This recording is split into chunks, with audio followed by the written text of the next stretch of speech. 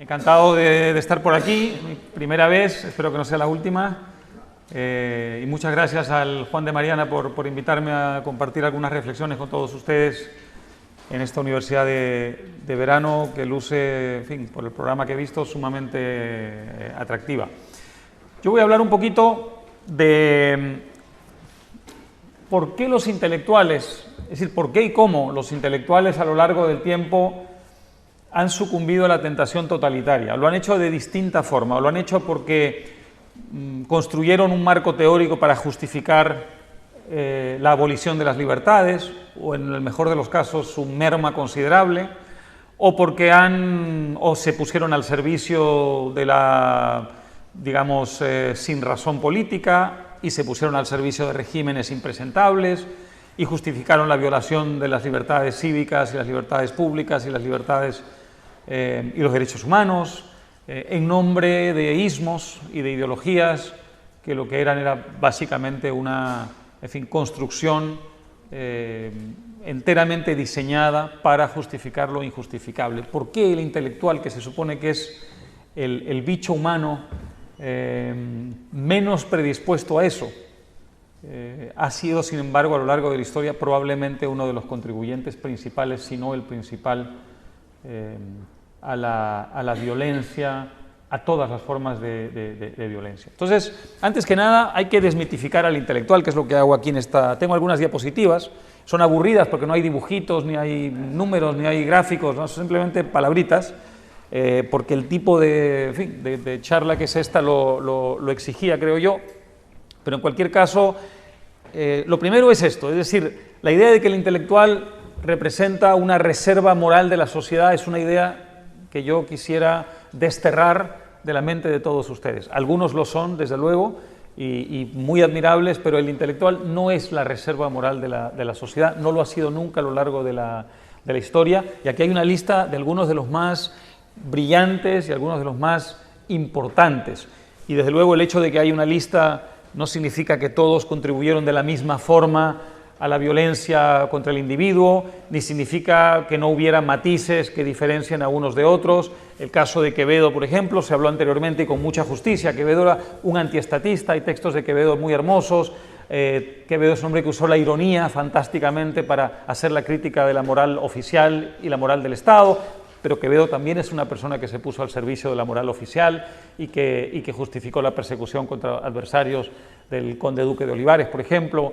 No era incompatible esa actitud servil con el hombre que hacía la impugnación del Estado y de la moral oficial en otros momentos de su vida, o el hombre que sufrió destierro por enfrentarse a la moral oficial, y ciertamente el hombre que fue capaz de fantasear y de escribir como pocos en la historia de la lengua castellana. Es una de las grandes figuras del siglo de oro. El caso de Lope de Vega yo creo que es peor. El caso de Lope de Vega es el hombre que colaboró abiertamente con la Inquisición. Era un hombre que tenía una vinculación, como no la tuvo nunca Quevedo, en este caso con la institución, y hay textos, digamos, en fin, no voy a entrar en detalle porque nos pasaría mucho tiempo, pero hay textos que, digamos, son muy fehacientes con respecto a este tipo de vínculo o de colaboración, ¿no? Y en tiempos más modernos, pues podemos hablar de escritores españoles y latinoamericanos de enorme importancia.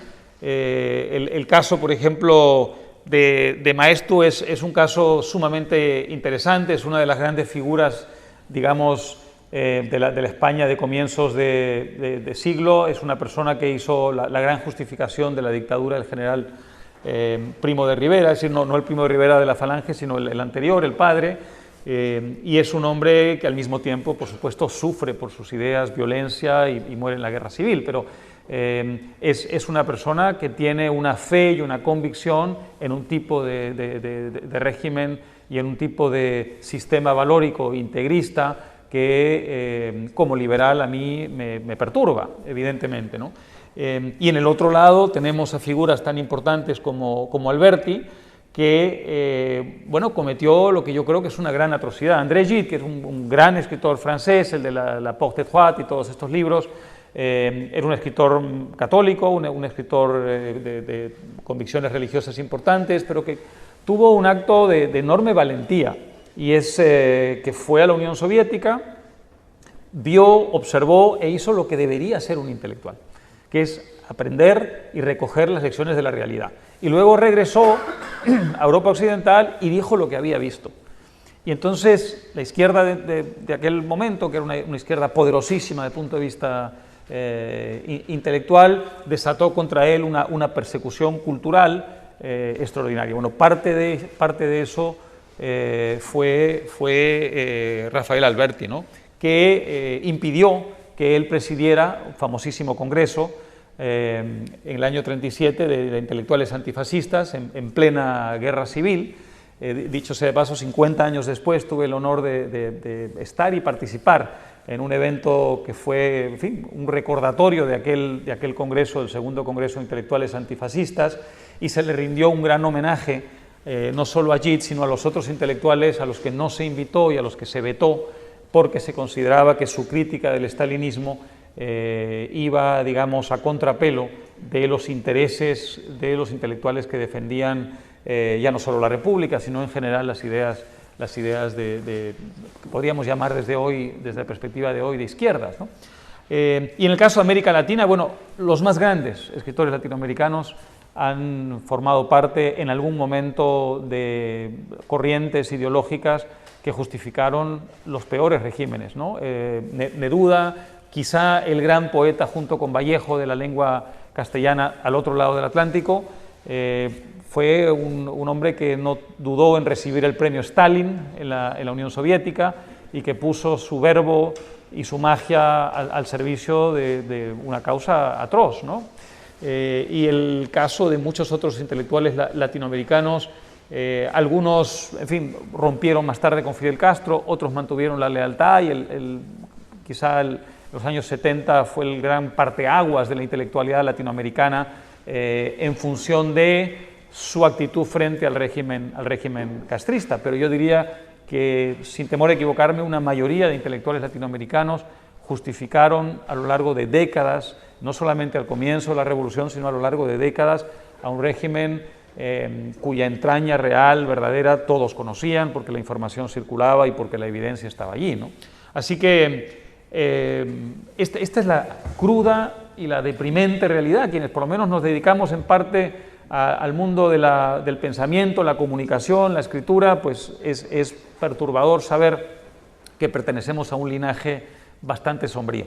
Y he citado algunos más, ya no del mundo de la lengua castellana, pues todos ustedes conocen seguramente lo que fue la contribución al fascismo de esta brillantísima generación italiana, donde estaba D'Annunzio, estaban los futuristas, ¿no es cierto?, que eran, además esto es muy fascinante porque representaban los futuristas una corriente de vanguardia, y la vanguardia por definición es pensamiento libre, pensamiento reformador, transgredir fronteras, invitar a tu tiempo, digamos, a dar un salto cualitativo desde el punto de vista de la visión, y todo eso compatible con ¿qué? Con digamos, un régimen que representaba la negación de todo eso, ¿no?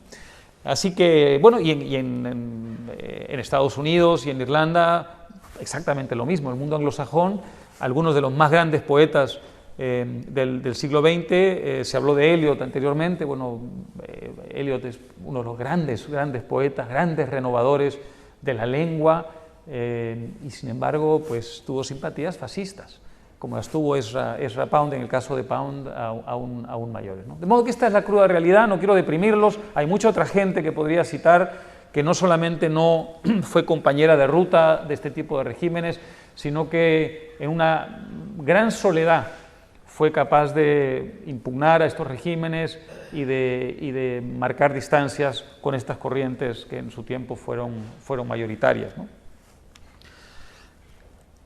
Vamos un poco para atrás, es decir, ¿qué es lo que pasó? Lo que voy a decir aquí es bastante arbitrario, es muy difícil en la historia de la colaboración del mundo intelectual con el totalitarismo o con la ausencia de libertades, trazar un calendario exacto. Eso no existe, de modo que cualquier interpretación va a ser necesariamente arbitraria, y la mía lo es.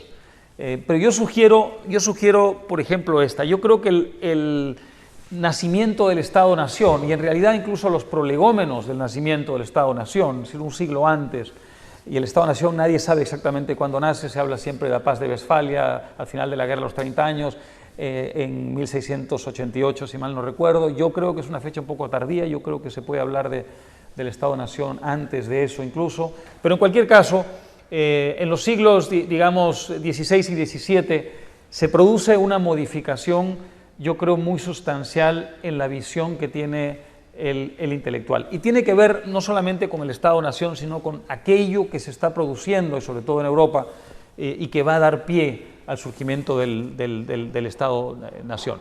Hasta entonces, el mundo intelectual era un mundo que especulaba y reflexionaba de una forma que podríamos llamar disociada de la experiencia histórica, disociada de la experiencia, digamos, de la historia haciéndose, y sobre todo disociada de la idea de un territorio que tuviera al mismo tiempo unos confines geográficos y unos confines políticos, ¿no? La idea que podríamos llamar del Estado-Nación más adelante. Y en ese momento la utopía surge con mucha fuerza. No es la primera vez en la historia de Occidente que surge la utopía. En realidad, ya mañana en una charla que me tocará dar mencionaré una utopía o dos muy anteriores, pero en todo caso solemos asociar el surgimiento de la utopía con esa época, y yo creo que la utopía en cierta forma marca esa transición, ese salto entre el intelectual dedicado a un mundo especulativo disociado de la experiencia histórica en gran parte, si no en todos los detalles, del surgimiento de una visión que pretende casar lo que es la especulación filosófica y la especulación o reflexión sobre temas de principio con la experiencia histórica y con la tierra aquí, abajo y ahora. Y esta relación es extraordinariamente importante porque yo creo que va a dar pie a cosas que van a surgir después, particularmente a lo que va a ocurrir en el siglo XVIII, que es un siglo fundamental, y en este caso lo es por la Revolución Francesa, que no es la más importante de las revoluciones históricas, pero que sí lo es en este caso, en la transformación o modificación del papel del intelectual, que, digamos, podemos rastrear hasta lo que dije anteriormente, hasta el surgimiento del Estado-Nación y la época que va en fin, del renacentismo a la Ilustración, pero que en la Ilustración toma unos contornos ya muy nítidos y que tienen que ver con el mundo de la acción. Hasta entonces el intelectual no ha sido alguien que vea su quehacer intelectual como algo vinculado a la necesidad de la acción política. Había habido, desde luego, muchos intelectuales en la actividad política. El propio Quevedo, del que hablamos hace algún momento, cumplió funciones diplomáticas, por ejemplo, en Italia, que le valieron una denuncia de conspiración en favor de Venecia, lo que dio con sus huesos en la cárcel y luego un destierro. Pero esa no era, digamos, una visión política de la función intelectual. Esto, a partir del siglo XVIII, sí que lo es. La idea de que el intelectual tiene que actuar, que la acción política forma parte, es un ingrediente de la visión intelectual, y que la función del intelectual es una función esencialmente histórica, más que una función de tipo filosófica. Y esto va a ser extraordinariamente importante, no solamente en el caso de Francia, sino también en el caso de Inglaterra y de otros países, pero yo diría que quizá en ningún país tanto como en Francia. Digamos, el fervor revolucionario y el fervor ideológico como parte de la función del intelectual van a jugar un papel muy importante a partir del siglo XVIII en toda la historia, digamos, de Occidente, desde entonces hasta hoy. Hay muchas formas de definir lo que pasó, pero a mí la que más me gusta es la de Julien Benda. Yo no sé si han leído algunos de ustedes el libro La trahison des clercs, la traición de los clérigos. Clérigos era la palabra que se usaba para definir al intelectual históricamente, de modo que por clérigos lo que quiere decir es esencialmente intelectuales. Y habla de la gran traición de los clérigos. Es un libro publicado a comienzos de los años del siglo XX y que se, digamos, refiere sobre todo a finales del siglo XIX y comienzos del siglo XX a la gran traición de los clérigos, en la medida en que los intelectuales pasan a justificar la violencia y entonces una violencia sobre todo de tipo nacionalista y que hoy llamaríamos una violencia más bien de derechas, la Acción Francesa, por ejemplo, y otros movimientos en boga en aquella época. Él hace una interpretación de lo que está pasando y lo atribuye a lo que llama, y me parece que esto es fundamental, el desplazamiento de la moral. Todo lo que acabo de decir en cierta forma implica el desplazamiento de la moral. La moral se instala en el corazón de la historia, la moral pasa a ser indisociable de los hechos que el intelectual contribuya o no contribuya a provocar en la historia, y la moral pasa a ser indisociable de la política, es decir, cierto tipo de políticas pasarán a equivaler a la moral pública y cierto tipo de políticas pasarán a equivaler a la inmoralidad pública. Desde el momento en que hacemos esa división está ocurriendo algo extraordinariamente importante en la historia del pensamiento y está ocurriendo algo muy importante en la historia, digamos, de la función del intelectual en la sociedad. A mí me gusta hablar de la divinización de la política. El intelectual que se ha acercado hasta entonces a la política de un modo un poco más distante, un poco más escéptico o por lo menos matizado, pasa ahora a divinizar la política y pasa a ver la política como un instrumento de cambio para acercarse al ideal. Es decir, regresa el utopismo de algunos siglos atrás, pero regresa ahora de una manera mucho más concreta. Ya es posible la utopía en la Tierra, ya es posible la utopía hoy y ya es posible la utopía gracias a la contribución del intelectual a través de la política, no solamente a través del pensamiento. Y esto es muy importante. Creo que da una idea de digamos, el efecto que esto tiene en el mundo intelectual, la definición de Schmitt. Schmitt es un politólogo muy importante, escribió algunas cosas interesantes, pero estuvo muy cerca del nazismo y en algunos ensayos se refiere a él como uno de los intelectuales más importantes del mundo nazi. Y él definió la política pura y sencillamente como la distinción entre amigos y enemigos. Y qué manera tan ejemplar, ¿no es cierto?, de, transmitir lo que fue gran parte del siglo XX, ¿no? Lo que el propio Julián Benda llamó en ese libro la organización política la organización intelectual de los odios políticos. Él definió al siglo XX como eso, la organización intelectual de los odios políticos. Bueno, pues esos odios políticos, amigo y enemigo, esa división entre amigo y enemigo es, yo creo, una consecuencia extrema de esa función del intelectual como agente político en busca del paraíso en la tierra, en busca de lograr el ideal, si es necesario, a través de la violencia en la tierra. ¿Por qué? Es decir, en última instancia, todo esto, digamos, lo que hace es plantear, provocar la pregunta de por qué. Y hay muchas teorías, hay muchas formas de aproximarse a esto, y yo no creo que ninguna sea necesariamente válida del todo, ni creo que sea irrefutable. A todas les podemos encontrar seguramente muchas excepciones y les podemos encontrar refutaciones. A mí me gusta muchísimo la de Nozick. No estoy seguro de que sea cierta, pero estoy seguro de que es sumamente sugerente y provocadora, y me gusta mucho siempre citarla. No sé si conocen a Nozick, Anarquía, Estado y Utopía. Es uno de los grandes libros modernos. Él fue un filósofo, murió hace algunos años, que enseñó en Harvard durante muchísimo tiempo, y en el debate entre minarquía y anarquía él jugó un papel muy importante. Seguramente oirán hablar de esto a lo largo de la semana, pero en fin, no lo cito hoy por este tema. Él tiene una tesis, y la tesis es que el colegio, la escuela, tiene la culpa de todo.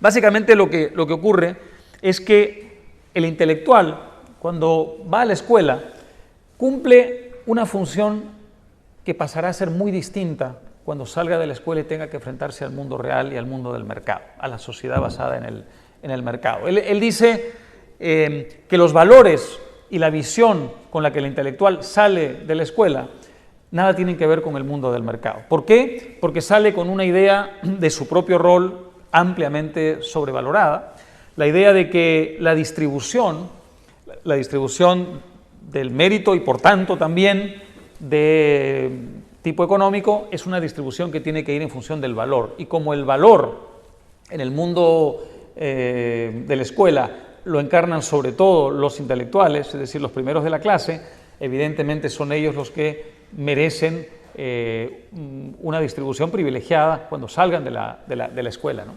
Y además lo merecen porque es un derecho adquirido, ¿no es cierto? Entonces, el intelectual sale de allí convencido de que la sociedad va a premiar de la misma forma en que premiaba la escuela su función. Y por supuesto, lo que ocurre es exactamente lo contrario.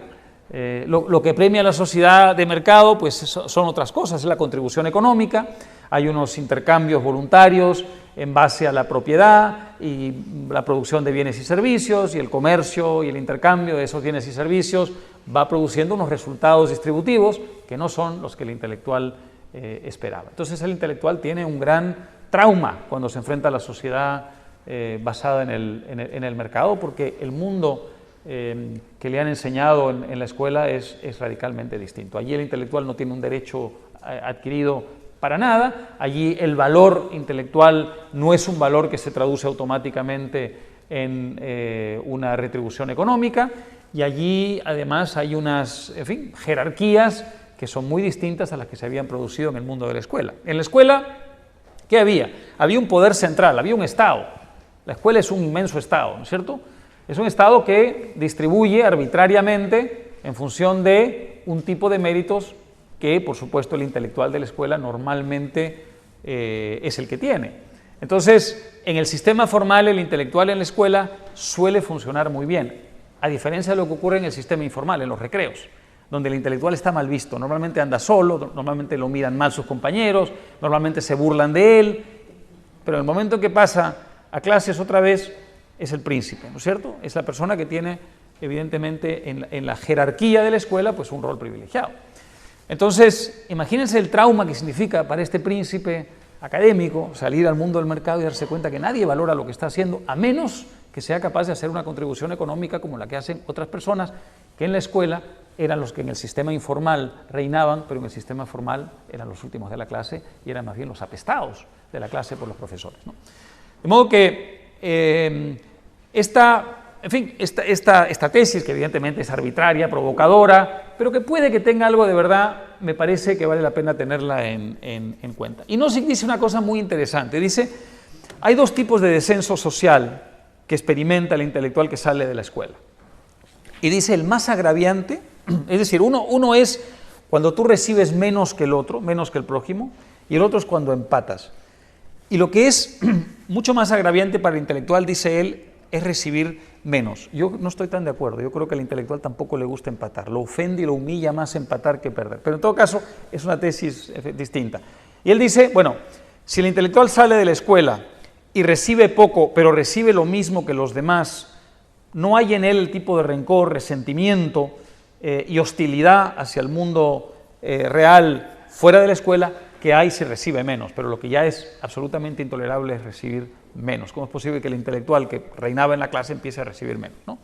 Entonces, probablemente es el otro nombre de la envidia, es el otro nombre, digamos, de la insoportable idea de que aquel que tiene más valor en función de lo que es su jerarquía del valor es el que menos recibe o uno de los que menos recibe en la sociedad. Entonces, esto me parece sumamente interesante y sumamente sugerente.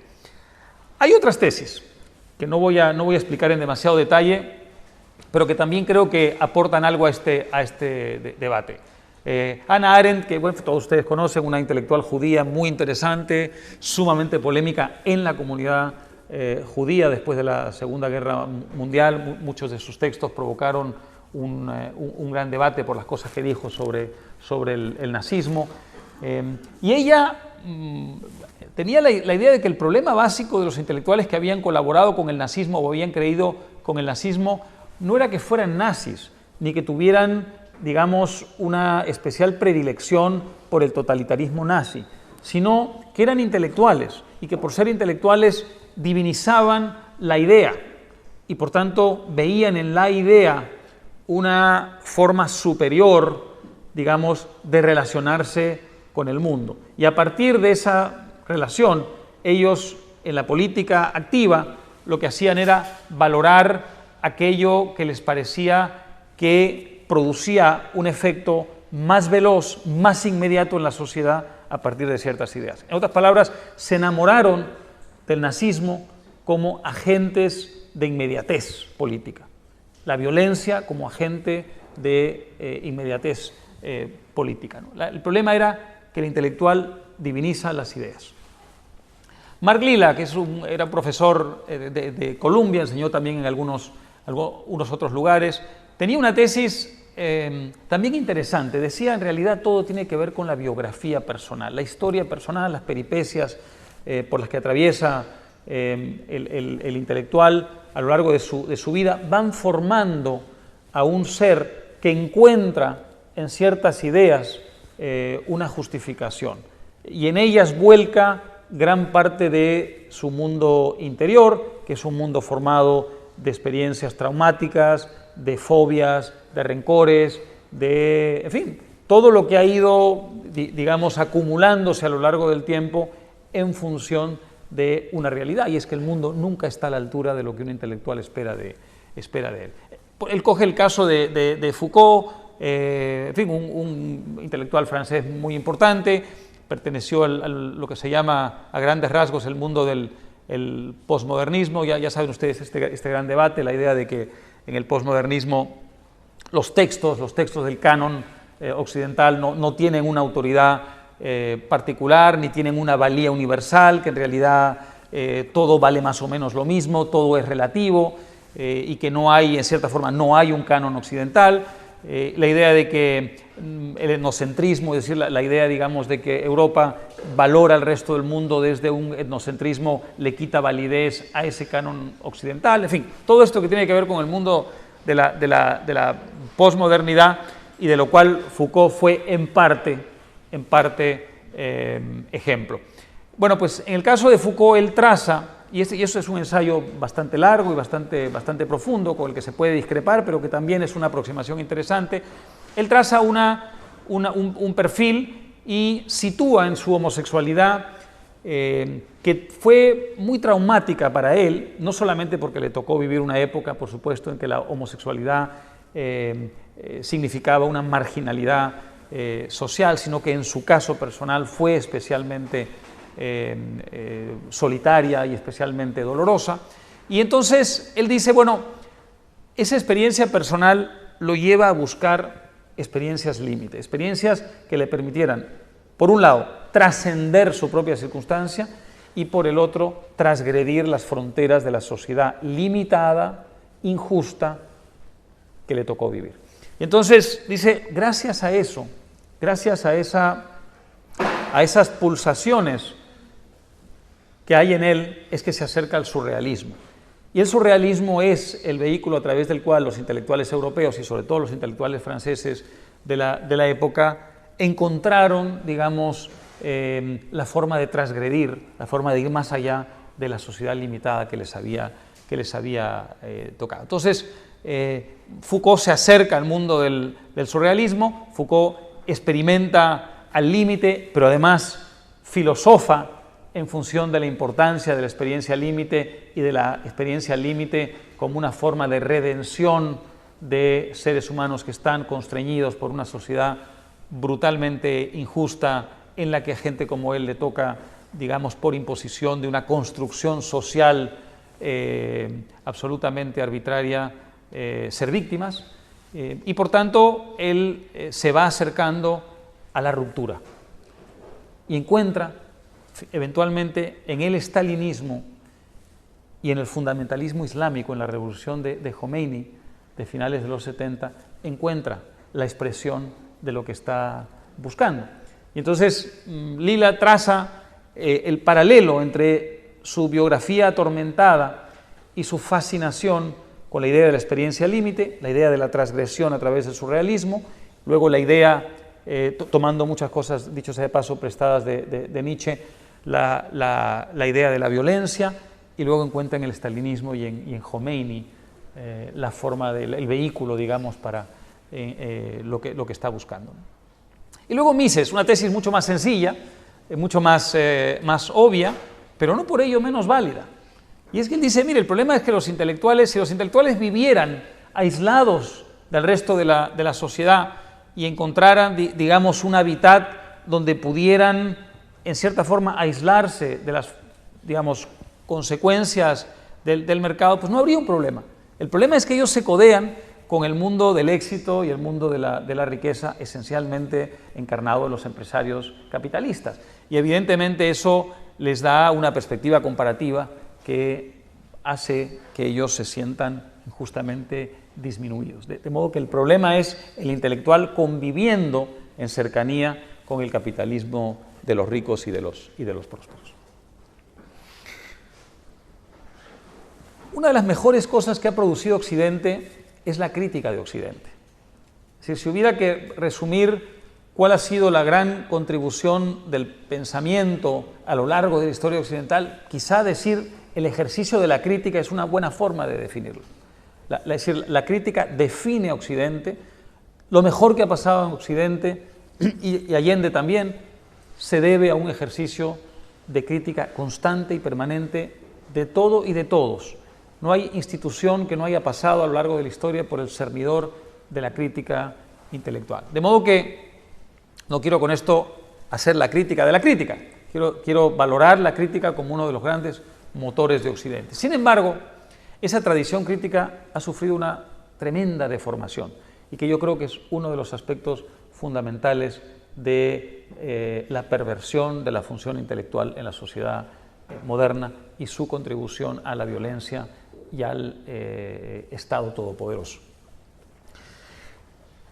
Esta es una anécdota interesante. Esto se está viviendo hoy en todas partes, pero en Estados Unidos de un modo muy especial.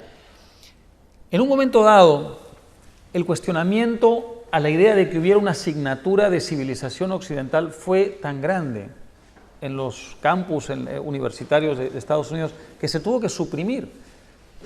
Hace 40 años este era el curso, la asignatura más popular para los chicos que entraban a la universidad. Todos querían civilización occidental. Esta ya era una tradición en Europa, la Sorbona tenía un famosísimo curso de civilización. Bueno, pues la civilización occidental en los campus universitarios de Estados Unidos hace 40 años era, es decir, con mucha diferencia, la asignatura más popular y más exitosa. Se puso de moda cuestionarla, se puso de moda hablar de una imposición colonial y fue suprimida. Y fue suprimida, no solo suprimida, sino que además las universidades importantes empezaron a rechazar donaciones millonarias porque eran donaciones que estaban destinadas en parte a financiar cursos o asignaturas de civilización occidental. Es decir, a este punto ha llegado la perversión de la idea de la crítica como motor de Occidente, ¿no? Entonces se llegan a hacer cosas, bueno, tan absurdas como se llega a negar absolutamente todo, ¿no? Se llega a negar, digamos, la excelencia de los griegos, se llega a negar, digamos, a los griegos como origen de muchas de las ideas importantes de Occidente y de algunas de las instituciones de Occidente, se llega a negar el papel de la ciencia europea, atribuyéndole todo al mundo del Islam, que sin duda hizo una contribución importante al mundo de la ciencia, pero no comparable a la que hizo el otro mundo. Por supuesto, se atribuye la prosperidad de Occidente a un acto de violación y de colonial, digamos, de saqueo de la riqueza de la periferia, y se cuestiona incluso la modernidad tecnológica, hablando de los 2 o 3 inventos importantísimos, pero solo algunos cuantos de China, ¿no? De modo que estamos ante una paradoja extraordinaria, y es que la crítica, que ha sido un motor del progreso de Occidente, se vuelve hoy un pretexto, una coartada para negar lo mejor de Occidente, ¿no? Y esta es una perversión intelectual de consecuencias verdaderamente nefastas, terribles, ¿no?, que ha llegado a las más importantes universidades del país líder del mundo, probablemente, que es Estados Unidos, ¿no? ¿Dónde está el origen de esta perversión? Podríamos citar muchos, pero probablemente la utopía renacentista, la utopía de la que hablé hace un momento, y el mito del buen salvaje en el siglo XVIII juegan un papel absolutamente clave en esto. Es decir, Cualquier sociedad que no sea capaz de acercarse mucho a la utopía será una sociedad fácilmente cuestionable, y cualquier sociedad que se aleje del estado de pureza, el estado de naturaleza del que hablaba Rousseau, será una sociedad pervertida. Y entonces la idea de la civilización pasa a ser exactamente la negación de lo que es, y se pasa a convertirse en la idea de que la civilización corrompe el estado de naturaleza, y por tanto los últimos 5 siglos de historia,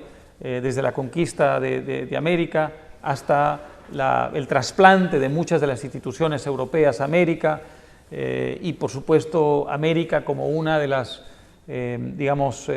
pilares del mundo occidental gracias a ese gran trasvase de instituciones y de ideas, pasa a ser simplemente un acto de destrucción, en el fondo anti-civilizadora, ¿no? Y eso me parece a mí que está un poco en el corazón de esta idea tan perversa. Es decir, las ideas del utopismo renacentista y las ideas rousseauianas del siglo XVIII tienen hoy versiones modernas que probablemente pueden rastrearse a esa perversión. En realidad, la mayor, consecuencia hasta ahora es, por supuesto, negar el valor de la democracia liberal. Y cuando hablo de democracia liberal estoy hablando, por supuesto, de una democracia limitada por los derechos del individuo, no la democracia ilimitada, que es una gran perversión de la idea de la democracia liberal. Y la tradición occidental de ejercicio de la crítica con respecto a la democracia es muy antigua. Los propios griegos la ejercieron. El texto de Jenofonte es un texto imperdible, es un texto muy fascinante, la Constitución de Atenas, donde habla de la democracia como, la intronización de un solo grupo social. Y Demóstenes, un siglo después, hace exactamente lo contrario, valora la idea de la democracia, pero la valora de una forma ilimitada, y entonces lo que pide es expulsar de la asamblea. Ya saben ustedes que los idiotas en la Grecia antigua eran aquellos que no tenían derecho a participar en la asamblea. Quiere que los idiotas sean grupos sociales que asocia, como hostiles a la democracia, por ejemplo, la oligarquía, ¿no? De modo que el chavismo ya se practicaba en ese entonces. Es una idea sumamente parecida a la idea chavista, ¿no? Con eso lo que consiguió, Occidente, es que la gran tradición republicana, es decir, la gran tradición de un conjunto de instituciones que protegieran al individuo, que equilibraran a los distintos factores de poder entre sí para evitar que ninguno avasallara al otro y a la sociedad en general, pasó a convertirse en la idea de la democracia ilimitada que vemos en casi todos los regímenes populistas y que hoy se practica en la América Latina del socialismo del siglo XXI. Es decir, es muy interesante porque la crítica occidental acaba degenerando en la justificación de la democracia ilimitada, que es la forma que encuentra el intelectual de vengar ese gran pecado original que constituye la imposición de una civilización que viola el estado de naturaleza.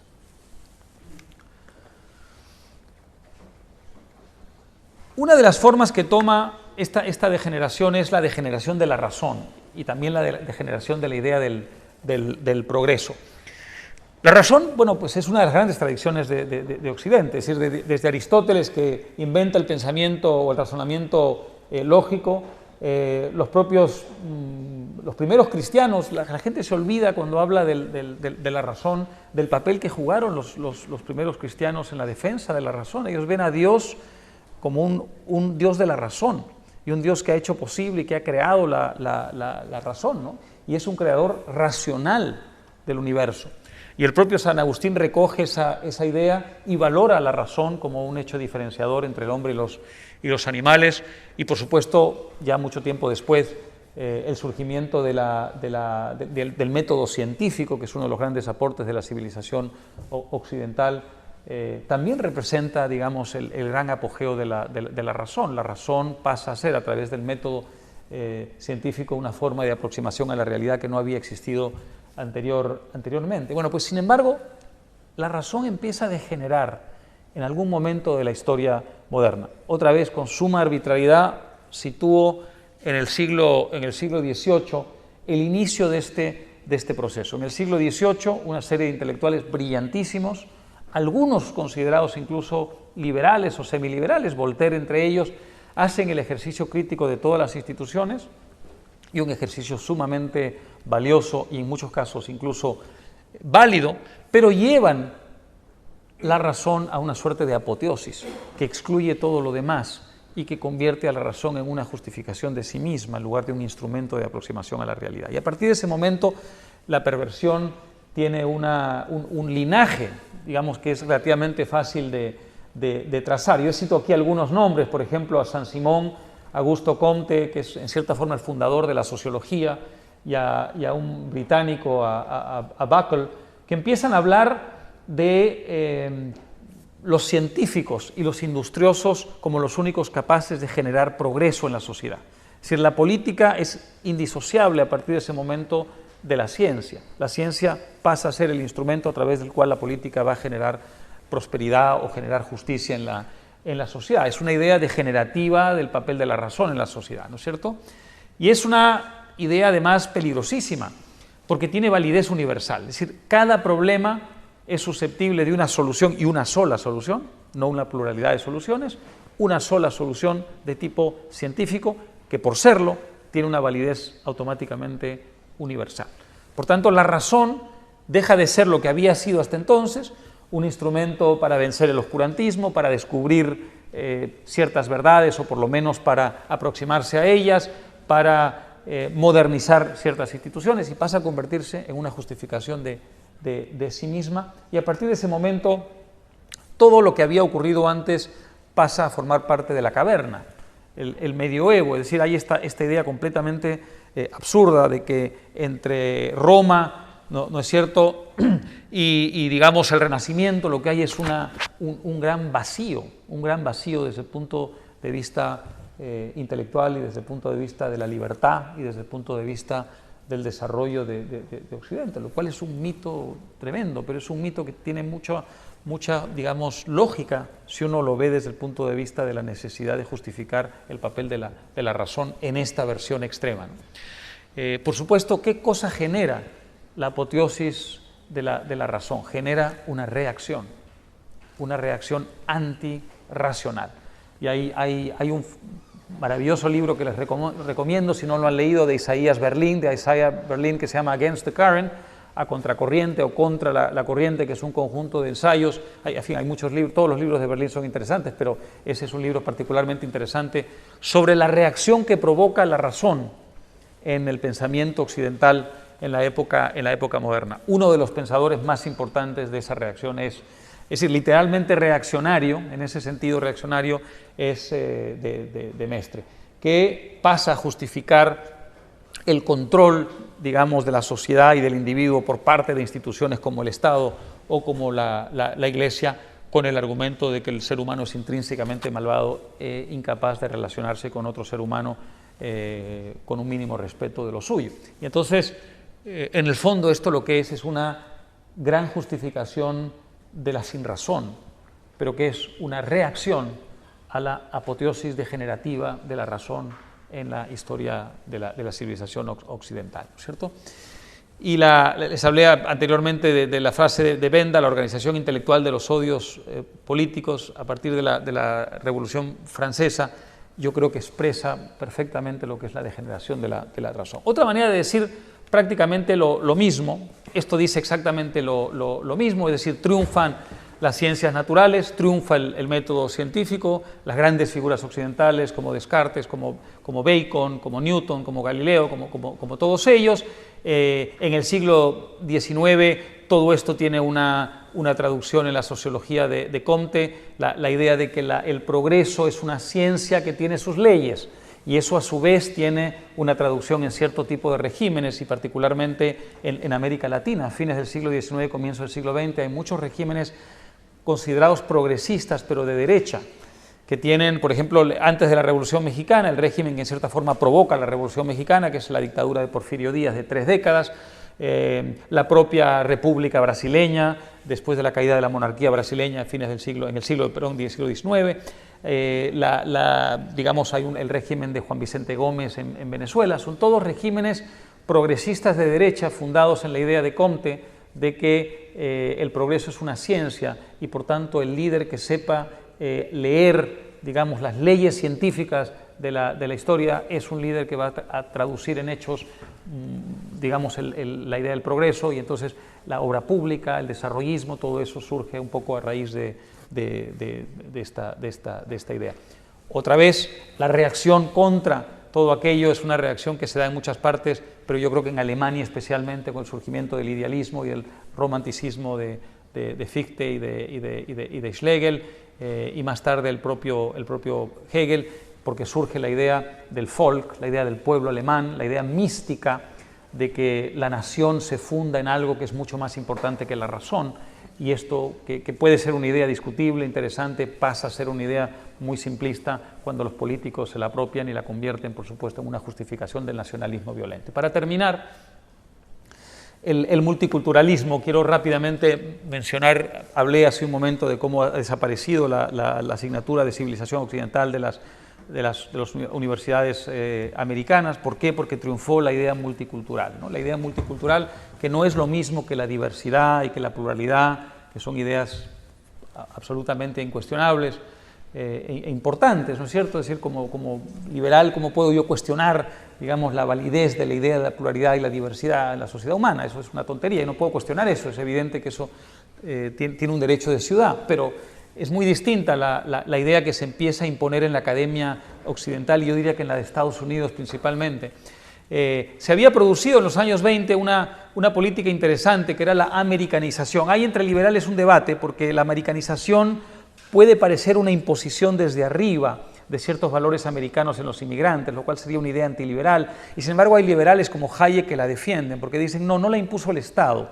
Fue una iniciativa de la sociedad. Henry Ford en sus fábricas, por ejemplo, daba clases a sus trabajadores inmigrantes, clases de americanización, clases de valores americanos, que no eran una exaltación del patriotismo americano, eran valores que tenían que ver con la libertad, la propiedad, etcétera, etcétera, ¿no? Entonces, en fin, Hayek valora mucho la corriente de la americanización de los años 20. Sin embargo, se produce una reacción contra todo esto después de la Segunda Guerra Mundial, cuando se viene la descolonización y surge el relativismo cultural. Es decir, la idea, una vez que se han descolonizado los países que estaban colonizados, es ¿por qué vamos a tener nosotros una superioridad jerárquica desde el punto de vista de nuestra contribución a la humanidad sobre ellos? La contribución de ellos es o puede ser tan valiosa como la nuestra, y esta idea, digamos, en fin, respeto a las otras culturas degenera en un relativismo cultural que hace básicamente que todos los valores tengan exactamente la misma importancia, y por supuesto esto degenera en unos derechos colectivistas que buscan, a través del privilegio de ciertas minorías, reivindicar a quienes han sido marginados a partir del etnocentrismo. Todo esto tiene unas raíces, no voy a entrar ahora en esto porque se tardaría muchísimo, en el estructuralismo que surge en Europa unas décadas antes, que es en fin, la influencia de la lingüística en las ciencias políticas, la idea de que la sociedad está estructurada de una manera, en fin, muy parecida a la estructura lingüística, y la idea de que ninguna parte tiene sentido sin la otra, y por tanto todo está relativamente condicionado, y esa estructura y es tan poderosa que todos los textos que se han escrito en cierta forma remiten a una estructura preexistente, y por tanto el verdadero autor, el verdadero origen de un texto no es su autor, sino que es una estructura preexistente, y a partir de ahí saltamos a gente como Derrida, que busca hacer precisamente la deconstrucción de los textos, y si hay una construcción, digamos, que es artificial, pues lo que hay que hacer es deconstruirla para llegar a una esencia, y en fin, todo eso es una jerga absolutamente impresentable, pero que tiene una gran, digamos, validación en la academia americana, y que tiene, de algún modo, lo que hace es conferirle un cierto prestigio intelectual a la idea multicultural. Y la idea multicultural pasa a ser, yo diría, generalizada, es decir, en todas las instituciones académicas importantes de los Estados Unidos el multiculturalismo como perversión de la idea de la diversidad cultural, es decir, como relativismo cultural, se entroniza y pasa, digamos, a entrar en colisión directa con el canon occidental del que hablaba Bloom, se citó anteriormente eso, y por supuesto con la asignatura de civilización occidental.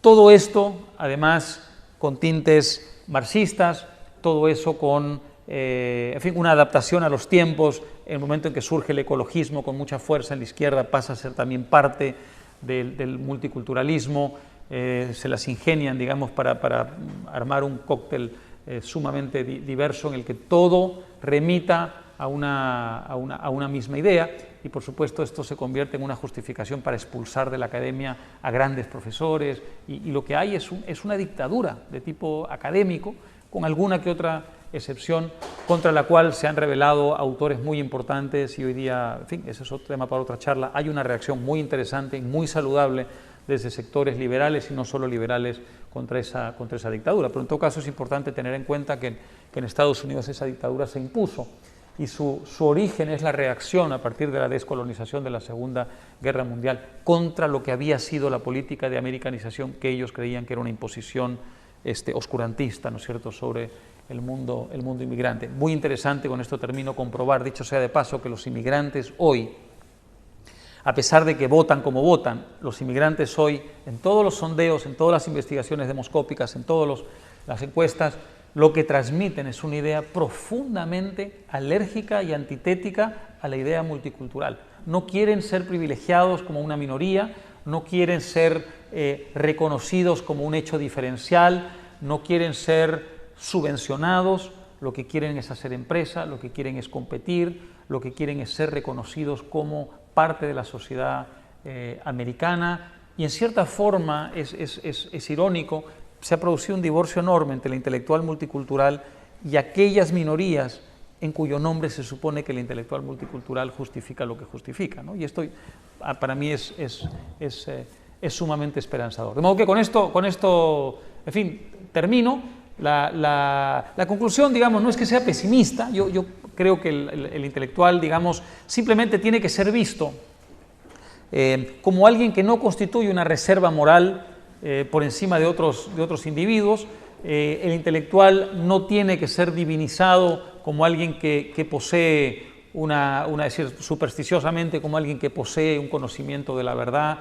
Y el intelectual ha contribuido a lo largo de la historia, tanto como los políticos y como otros seres, algunas de las peores desgracias, nada de lo cual significa no reconocer, por supuesto, que el intelectual también ha hecho grandísimas aportaciones, por ejemplo, los intelectuales del Instituto Juan de Mariana, que hoy me reciben aquí. Así que muchas gracias.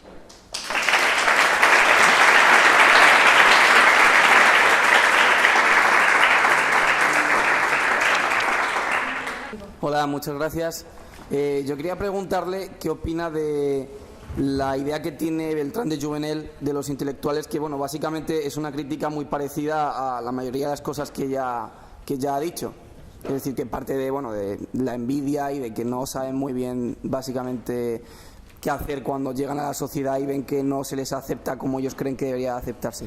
Gracias. No conozco bien conozco algunas cosas de Jouvenel, pero no conozco la idea de Jouvenel sobre el intelectual en ese caso. Pero esa es una idea muy extendida. Es decir, la idea de Mises no difiere demasiado de lo que acabas de decir. Yo creo que esa es una de las posibles aproximaciones. Es decir, la separación que existe o el divorcio que existe entre la idea que tiene el intelectual de sí mismo y la idea que tiene la sociedad del intelectual, y ese abismo es una fuente de frustración y de rencor, ¿no? Sí. Hola, buenas tardes. Sin pecar de presuntuosidad, quisiera plantear una cosa atendiendo al término inteligencia e intelectual. Entendemos intus legere, mirar más allá de la superficie, ir más allá. Y luego aquello que hablan los italianos de estudiare e amare. Quisiera decir, en relación a las teorías que hemos mostrado de la frustración que ciertos intelectuales tienen, no viene todo porque ellos mismos se contradicen y no valoran el conocimiento, sino que están yéndose a lo material, al reconocimiento ajeno. Es decir, el intelectual, en mi opinión, debería satisfacer su propio ego simplemente porque conoce más. Es decir, está estudiando y alcanza su objetivo de conocer más. Sin embargo, lo que busca, en cierto modo, algunos, no todos, es imponer lo que ellos están obteniendo de su estudio y que alguien se lo reconozca. Es decir, necesitan como la aprobación de un tercero. Entonces, eso sería totalmente contradictorio con el intelectual, y me atrevería a decir, sin ofender a nadie ni nada, simplemente que no sería como que intelectuales son un 5% de todos aquellos que consideramos intelectuales. Bueno, sobre lo segundo podría ser, e incluso podríamos decir otra cosa, y es que hay mucha gente a la que no se considera intelectual que es, en cierta forma, intelectual, que puede no haber publicado y que puede no pertenecer a la gran discusión pública, y sin embargo tiene una aproximación en su trabajo, en su quehacer, en su vida diaria, que es más bien de tipo intelectual, y no se le reconocería el término, ¿no? Sobre lo otro, bueno, sí, es decir, hasta el surgimiento del Estado-Nación, esa era la idea. Salvo el hecho, por supuesto, de que el intelectual estaba muy vinculado a ciertas instituciones, la Iglesia particularmente, y también el Estado político, digamos, en otro momento. Independientemente de eso, esa era su satisfacción o fuente de satisfacción primordial, ¿no? La idea, digamos, de la verdad. Es decir, ¿qué mayor satisfacción para un intelectual que eso? La idea del conocimiento y, por tanto, de la verdad. Sin embargo, hay una mudanza extraordinaria a partir del Estado-Nación, y yo creo que mucho más acentuada a partir de la Revolución Francesa, que baja al intelectual a la tierra y lo convierte en un agente de hechos políticos. Entonces, en el momento en que el intelectual casa su función con la historia, y con la historia haciéndose, todo cambia y todo varía, porque entonces su fuente de satisfacción ya no puede ser la puramente intelectual, tiene que ser necesariamente política, y si es política va a ser necesariamente económica. Y yo creo que a partir de ese momento se produce una gran degeneración, y efectivamente el intelectual, incluso en aquel caso en que lo que busca es el conocimiento y la verdad, lo que quiere es una retribución de la sociedad a la que le está aportando una verdad que la puede liberar. Si yo soy intelectual convencido de que mi verdad va a liberar a la sociedad, es natural que yo espere de esa sociedad un reconocimiento y una retribución que esté a la altura de esa contribución extraordinaria. Y yo creo que ahí es donde se produce un trauma enorme para el intelectual. La sociedad no va a reconocerlo nunca en ese sentido. Entonces, ¿qué hace el intelectual? Se cobija bajo la única institución que se lo va a reconocer a cambio del servilismo, que es el Estado superpoderoso.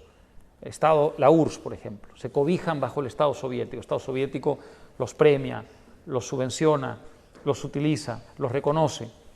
La Revolución Mexicana fue experta en esto. Es decir, los 70 años de gobierno del PRI mexicano, entre sus muchos rasgos y características, tiene a que es la instrumentalización maquiavélica de los intelectuales, porque el Estado mexicano, el Estado del PRI, reconoce que el intelectual tiene una necesidad de retribución por la contribución que hace al conocimiento. Y entonces el Estado mexicano le dice, la sociedad te lo da a través de mí. Y entonces el intelectual, para no sentirse, digamos, un vendido, se convence a sí mismo de que el Estado mexicano representa a la sociedad. Entonces es la sociedad la que me está reconociendo. Entonces me pongo a su servicio. Sí. Hola, mi pregunta es en el sentido de cómo casa la vida personal de los intelectuales con sus contradicciones. Quiero decir, lo que piensan y lo que escriben con lo que hacen. Por ejemplo, Marx en el mercado de valores, viviendo a costa de Engels, Rousseau abandonando niños y a la vez escribiendo en Emilio. ¿Cómo se puede explicar eso, ese pensamiento de los intelectuales, esa manera de actuar? Y Keynes era un inversor fantástico. Cuando Keynes invertía, no era Keynes. Es decir, su manera de abordar el mundo de las finanzas tenía muy poco que ver con el keynesianismo, que en realidad el keynesianismo no lo inventa Keynes, sino que lo inventan sus seguidores, pero bueno, es otro tema, seguro que han hablado aquí mucho de eso, pero en todo caso, sí, es decir, ¿quién era? Unamuno el que decía, me contradigo, ¿y qué? Es decir, se contradicen, ¿y qué hacen? La única diferencia es esta, todos los seres humanos nos contradecimos, pero el intelectual se inventa una justificación. El intelectual construye una teoría para justificar su digamos, manera de vivir, digamos, divorciada o disociada de lo que son sus propias tesis, ¿no? ¿Qué cosa es el caviar? El caviar, la izquierda caviar, o la izquierda champán, o la izquierda divina, la gauche divine que hablan los franceses. Bueno, es eso. Es la izquierda que predica exactamente lo contrario de lo que le gusta experimentar, que es la buena vida capitalista. Entonces, bueno, pues la izquierda champán lo que hace es justifica, inventa una teoría. No, yo lo que en realidad quiero es que los demás vivan como yo. Entonces, bueno, pues sigo viviendo como vivo, igual de bien, ¿no? Sí. Que alguien dijo una vez, no me acuerdo ahora quién, que dentro de todo intelectual hay un dictador latente esperando por salir. Y que si crees que el hecho de que los intelectuales tiendan más a los totalitarismos se puede explicar por esa superioridad moral, es decir, por el hecho de que se arroguen más derecho que los demás a decidir porque consideran que sus ideas son mejores que las de los demás, aparte del reconocimiento del que ya has hablado. Yo creo que sí, pero añadiría una cosa más, y es su idea de que poseen la verdad. Es decir, si tú le añades a lo que acabas de decir algo tan poderoso como el convencimiento de que como intelectual yo le estoy suministrando a la sociedad el conocimiento de la verdad, automáticamente eso me confiere una superioridad moral. Y entonces yo voy a tender a acercarme a quien me lo reconozca. Y quien me lo va a reconocer siempre van a ser los estados totalitarios. Porque los estados liberales, si es que existen estados liberales, no funcionan así. Y la sociedad de mercado no funciona así. Y esto es, bueno, Nozick añade una cosa interesante a su tesis. Y es que dice, es más complicado aún, porque no solamente se trata de que la sociedad de mercado funciona de un modo muy distinto, con códigos muy distintos a cómo funciona la escuela, sino que la sociedad de mercado transmite engañosamente la idea de que el mérito importa. Porque efectivamente, es decir, la sociedad de mercado entroniza a ciertos agentes y esos agentes tienen un cierto mérito y reciben un cierto reconocimiento a través de los intercambios. Pero esa es una idea que tiene una sutil vinculación con la idea del mérito, aunque ya sabemos que no funciona en base, digamos, a lo que es mi idea arbitraria del mérito, de yo distribuyo la... No, pero sí emite una señal que se parece mucho a la del mérito. Y entonces dice Nozick, bueno, esto es doblemente frustrante para el intelectual que sale de la escuela e ingresa en la sociedad, porque no solamente descubre que la sociedad no es así, sino que la sociedad lo ha engañado, porque la sociedad le ha hecho creer que de verdad reconoce el mérito, y sin embargo no reconoce el mérito que yo defino como mérito, ¿no? Me quería preguntar o comentar una cosa que he echado un poco en falta. Autores o intelectuales que han estado contra el totalitarismo. Un autor que me gusta a mí mucho, que es Borges, o que hubiese citado más ejemplos de autores que han estado contra el Estado y contra el totalitarismo. Sí, es verdad, por eso he dicho, hay muchos que no estuvieron ahí, pero bueno, eso sería otra charla, ¿no? La tradición de pensamiento liberal, bueno, y aquí ya la habrán oído o la oirán esta semana, pues es en fin, riquísima, ¿no? Desde la antigüedad hasta hoy, qué sé yo, es decir, es una tradición probablemente tan rica como la tradición totalitaria, ¿no? Pero es otra charla. Borges, sí, Borges es un caso interesante, aunque Borges también tiene una zona, en fin, debatible y opinable. En su país fue muy criticado en un momento dado porque aceptó recibir una condecoración del general Pinochet, visitó Chile durante la dictadura militar que violaba derechos humanos, eso en una Argentina sensibilizada por la dictadura argentina con los desaparecidos, pues evidentemente tenía unas connotaciones. Yo creo que se fue injusto con Borges, porque Borges no hizo una justificación de la dictadura, tuvo una debilidad personal, pero creo que, digamos, había un odio y una envidia muy grande a Borges y por tanto se utilizó este episodio de una manera injusta. Borges se definía, en realidad lo que era Borges era un escéptico y un spenceriano. Él se definía como un admirador de Spencer y como un spenceriano, era un gran, en fin, escéptico que desconfiaba del poder, que desconfiaba de las verdades absolutas. En fin, tenía muchísimo que un liberal puede, en cierta forma, incluso un anarquista puede valorar en él. Y hay una tradición liberal fantástica en España hoy y en Latinoamérica hoy. Y hay autores, hablé de México hace un momento, una persona como Octavio Paz, que escribió un libro fantástico, que es El logro filantrópico, que es una gran crítica, una crítica demoledora del Estado del PRI mexicano, y en realidad se puede hacer una lectura universal, y es un libro demoledor contra el Estado, y él tiene sucesores hoy en fin, que publican en la prensa latinoamericana y española todo el tiempo. Enrique Krause, por ejemplo, que es director y propietario de Letras Libres, ha escrito mucho en España también, es un sucesor de Paz que incluso lleva el liberalismo más allá de Paz, porque Paz no era un hombre que entendía mucho el aspecto económico, Krause sí lo entiende. Así que sí, hay una gran tradición liberal y gracias a esa tradición liberal no hemos sucumbido todos al totalitarismo. Hola, buenas tardes. Me gustaría saber qué opina de la tesis de un amigo mío. Antes mencionó a los científicos, y él es científico, él es astrofísico y a pesar de ello es libertario.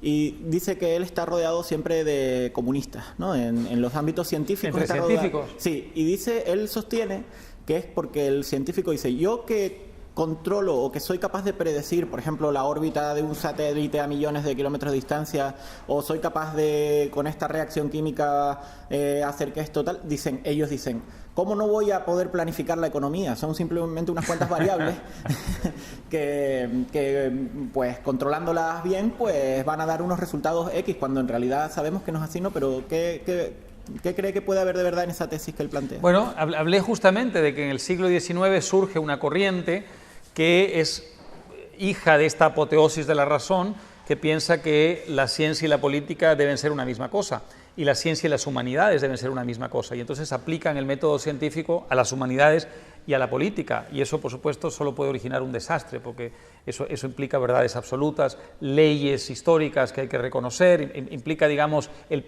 determinismo histórico, implica un montón de cosas que solo pueden conducir al totalitarismo. De modo que yo creo que no cuestiono el diálogo entre la ciencia y las humanidades, es un diálogo indispensable. Me refiero a la idea de confundir esos órdenes en uno solo, y el resultado de eso es precisamente esta perversión enorme de la política y de las ciencias sociales, ¿no? Sí, yo pienso que esta es una de las raíces del mal.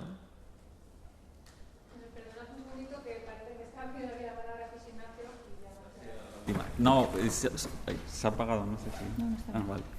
Felicitarte por la charla, y que creo que es muy pertinente precisamente para la amenaza totalitaria que tiene ahora España con Podemos, porque Podemos básicamente es un grupo organizado de intelectuales intentando pasar un programa totalitario, y además, bueno, uno de los inspiradores fundamentales, que es Juan Carlos Monedero, cuando fue entrevistado en la SER, dijo, todo esto empezó cuando a mí de pequeño una pija me llamó el niño de la tienda. Entonces, como el resentimiento que una persona le puede llegar a organizar todo un... Bueno, y también otra de sus tesis siempre es el miedo tiene que cambiar de bando. A mí Miguel Ancho Bastos me comentó que casi todos los cuadros de Podemos de arriba eran profesores y profesores desclasados en la universidad, es decir, son profesores universitarios que además ni siquiera tienen un estatus grande de catedráticos en las universidades, pero que tienen, digamos, una capacidad de organización muy significativa, ¿no?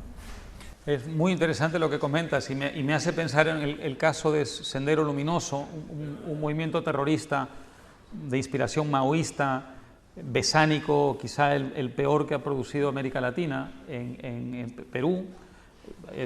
Ha quedado reducido a una mínima expresión y realmente hoy no existe ni remotamente en las dimensiones en que existió, pero llegó a ser una fuerza muy poderosa, dominar un ejército probablemente de 20.000 personas, poner en jaque a buena parte del país, y fue un movimiento de un fanatismo extremo. Bueno, su origen son intelectuales de clase media, de provincias en Perú, y concretamente Ayacucho, una zona de la sierra peruana, que tienen precisamente un desencuentro, digamos, con la sociedad a partir de un gran resentimiento, y que por supuesto transforman en ideología, ¿no? Porque el intelectual que actúa por rencor o por resentimiento o por alguna, en fin, pasión humana de estas, nunca admite ni se admite a sí mismo que hace esto, ¿no? Es decir, lo que hace es construir una justificación.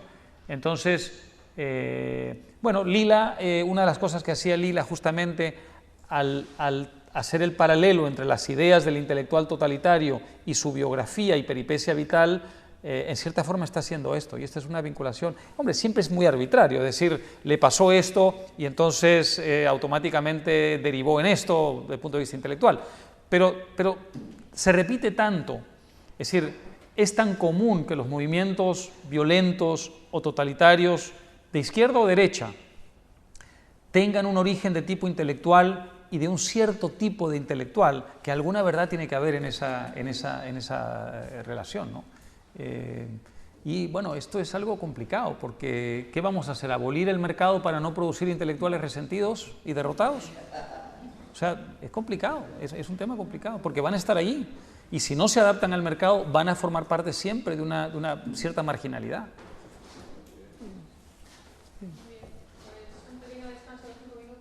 Bueno, muchas gracias.